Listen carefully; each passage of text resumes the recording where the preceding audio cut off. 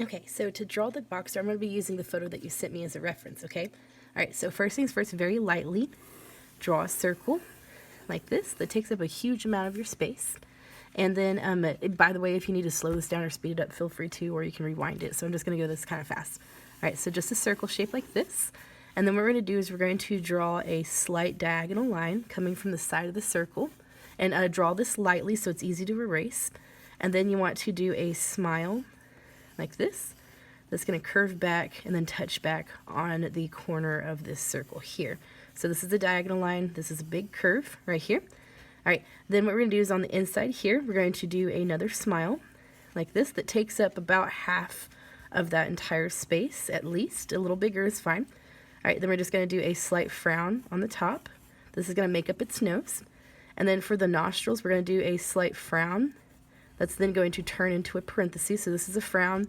This is a parenthesis. We're going to do the same thing over here. So a frown that turns into a parenthesis. And then there's a little line down the center like this. So this is going to be the nose shape. All right. So now on the actual muzzle itself, we're going to have a slight indentation right here that we can do with a little frown. And this is just going to be a big smile that goes all the way up. And then it's going to stop right before it hits this. And then we're going to end it in a little dot like this. Okay.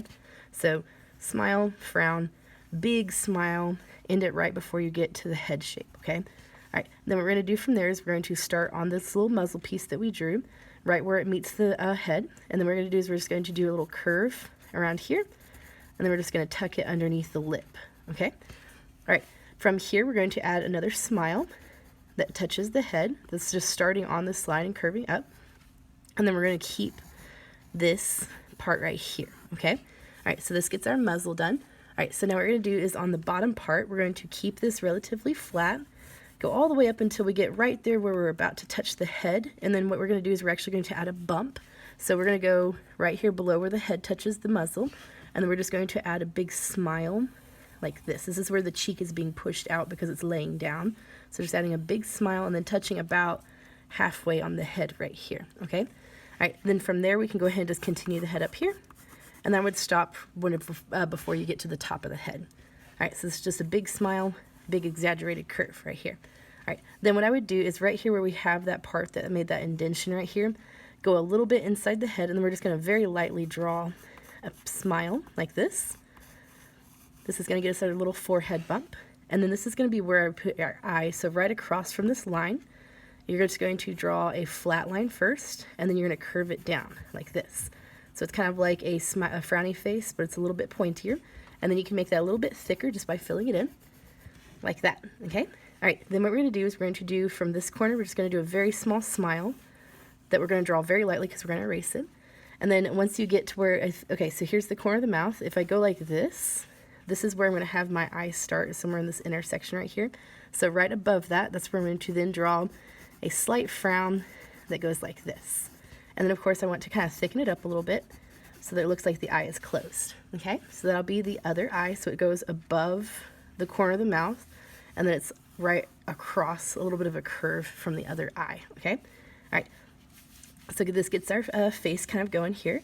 If you want to get an extra detail that you can add like a little bit of a wrinkle right here, a little bit of wrinkle coming up from here, and then you can add some more wrinkles on different parts of the face where it has a little bit of wrinklage going on because it's a little bit of a saggy skin or saggy fur. All right, so now for the ears, what we're going to do, oh, by the way, if these lines are bothering you, can erase this line right here because this is just a guideline, and you can erase that circle that we originally drew, and you can erase some of those other lines on the inside that we no longer need, like these. I would keep this little crease right here.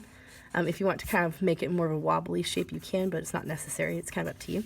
All right, so now for the ear locations, if I go, so here's my nose, diagonal line from the nose, that's the eye, and then if I keep going with that diagonal line, that's going to tell me that this right here is where I'm going to put my ear. So what I'm going to do first, I'm going to very lightly sketch out an oval because I will erase it. This is where my ear is going to start and stop.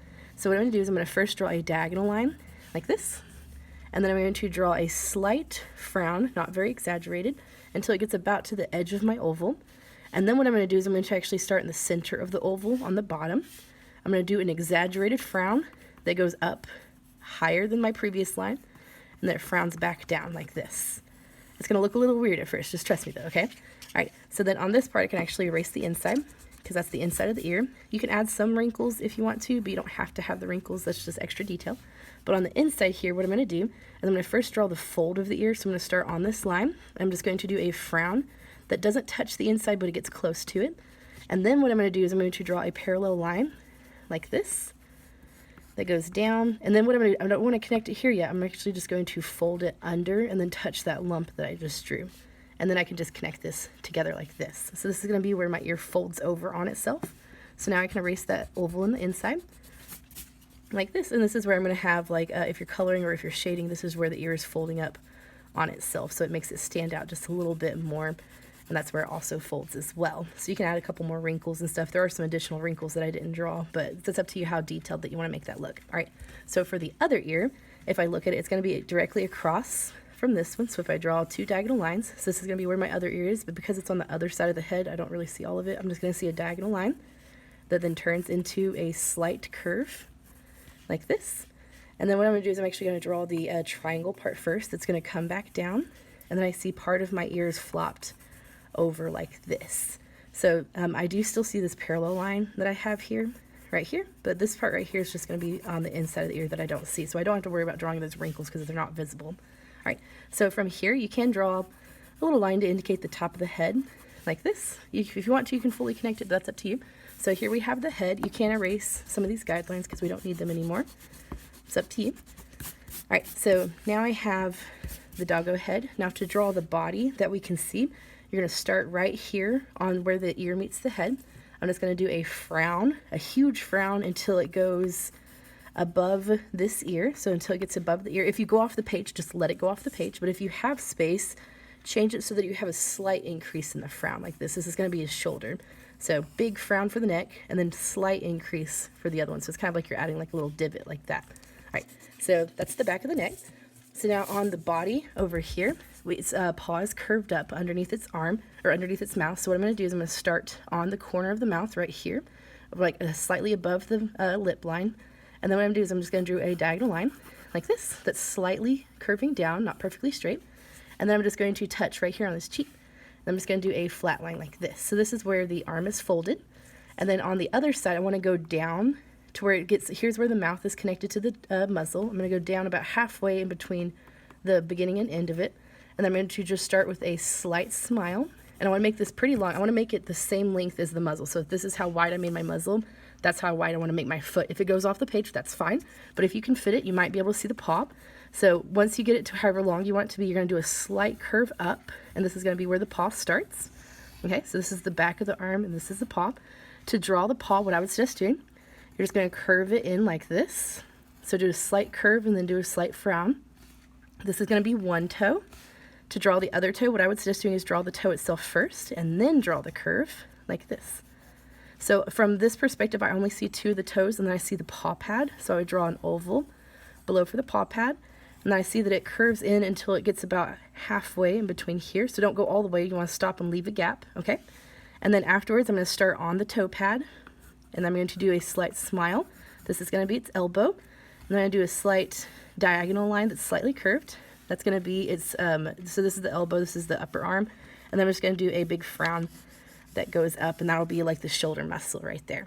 So the rest of it's getting kind of covered in a blanket. So what I see here is there's a blanket going down below. It goes behind the elbow, and then it goes like behind the paw here. And then you can just draw like wrinkles going down on the blanket. And if you want to and add details on the foot, there are some claws. So if you want to add those claws, that can add a little bit of detail to the foot as well. So on the toe pads, they are darker, so you can shade them in or color them in, either one. And if you want to add more detail, you can add like some wrinkles in here just for a little bit more detail, but that's not necessarily necessary. You can also add some extra lines above the toes in order to add a little bit more detail. But that's pretty much it. You can definitely go back through and add some more wrinkles in some other areas, but it's kind of depending on how detailed you want it to be.